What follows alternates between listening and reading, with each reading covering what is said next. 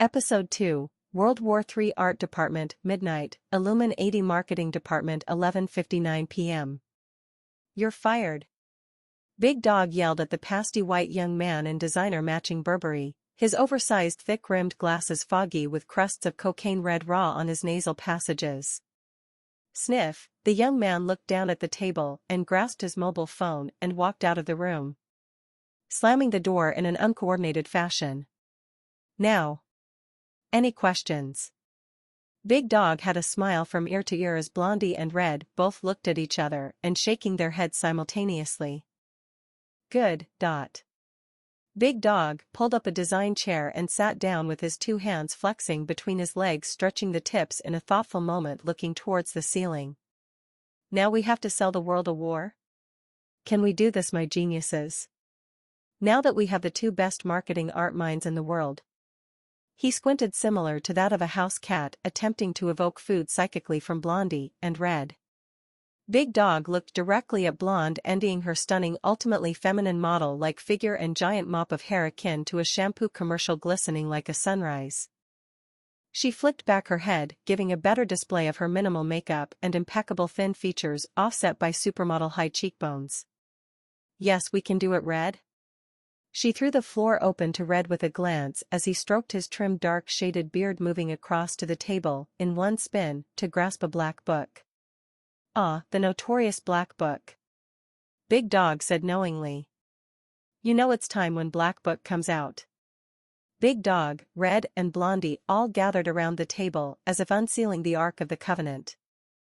Their faces dimly lit in shadow of the brightly sparse office you would see only in a 1980s serial killer movie. Filing cabinets, lime green cork pin boards, percolator for coffee, and two large table with only pens and art paper strewn about with sketches. Not one computer to be seen, just the castor chairs to wheel across the old laminate gray floor. Well, the groundwork has already been done with the media seeding the 1776 revolution in subconscious advertising of adverts, and all the main media and conspiracy media has been very diligent in seeding those two keywords of 1776 and revolution. Red winked at Blondie, who took the floor. Well, we also have a few constructed news stories to incense the public as well. Like candidates being removed from the next election and possible deaths in their family, which will be decided as the algorithm comes in to guide the next move. But the options are ready to go. Blondie smiled with a quick raise of her eyebrows in confidence. Big Dog looked left and right at them both. So tell me, what is the hardest sell to the world for World War? Well, there is the reluctance of the left-wing woke becoming less popular and losing favor in the media, which essentially turns them into right-wing extremists. So to balance this, we have a plan. Blondie winked and gestured to Red, who opened the book to the central pages. Now we have used disease and mandated drugs to divide the population. Now we have to come at the advertising market from a different sales objective. We have to win over the conspiracy nuts that are gaining mainstream attention by co-opting them into a weaponized patriotic group. We have mainstream acceptance and multiple platforms that allow free speech. Big Dog interrupted. So what is the hard part? Well, it's the timing. Blondie replied for Red, who thumbed past a few pages to find the most correct page. Timing? Big Dog looked perplexed.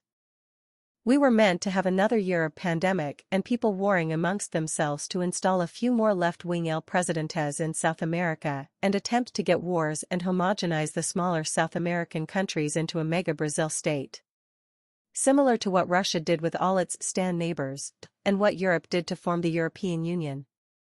Blondie stopped and waited for a reply. Big Dog looked irritated. Red, can you get us a coffee? Big Dog put his knuckles on the table, making an imposing structure in front of the book, looking at the open page. So false flag it is? He said, looking up. Yup.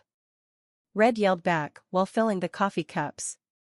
We are flooding the Western countries with fighting-age males from Africa and Middle East. Red handed the coffee cups to Blonde and Red. Okay, get to work, I will be back in an hour to see the flow chart. Big Dog puts the coffee down without taking a sip and marches out the door. What should we do? Blondie said.